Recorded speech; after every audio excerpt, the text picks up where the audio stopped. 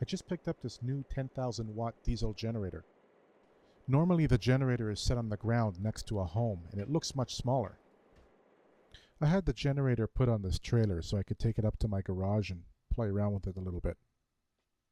It didn't take me very long to add oil, fuel, and antifreeze and connect the battery.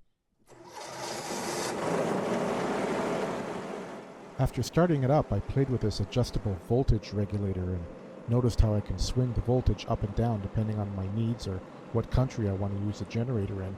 Some places need 220, some want 240.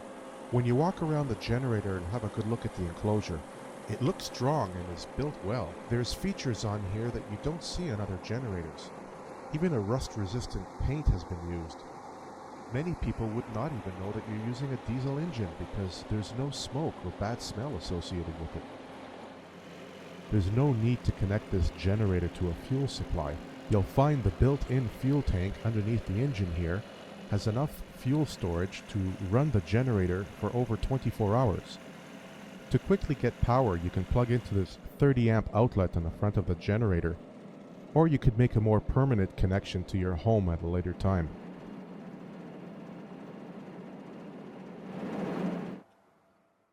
Now you'll really like the doors on this generator. If you're ever tight for space, you can remove the doors. Putting it all back together again is just as easy. Now we all know water and electricity don't mix, and these generators are often running when it's pouring rain out and the weather conditions are not ideal. Every panel door on this generator rests on weather stripping, automotive grade weather stripping, and even foam pads like this one here to help minimize vibrations and keep the water out. To further protect the generator from water damage, even stainless steel hinges are used, and rust-resistant nuts and bolts with lock washers are used everywhere. Even the lock on the door is solid.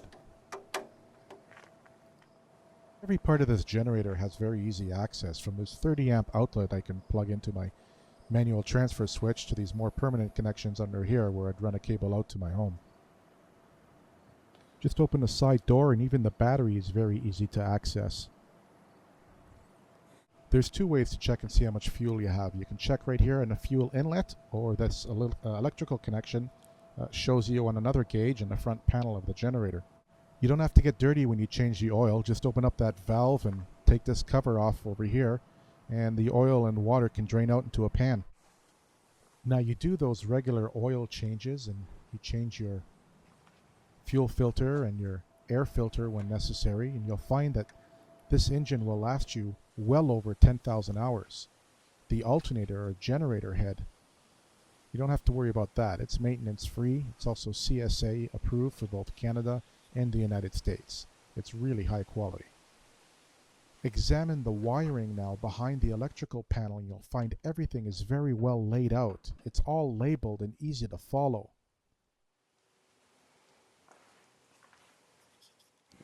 Everything is just so simple. Next time the power fails, you could make your own electricity. Now, if turning a key and pushing a button to start a generator is too much work for you, you can get this automatic transfer switch as an option. It'll safely disconnect your home from your main power source and redirect it to the generator when the power fails. It automatically turns on the generator and automatically turns it off when power has been restored and reconnects things back to your main power.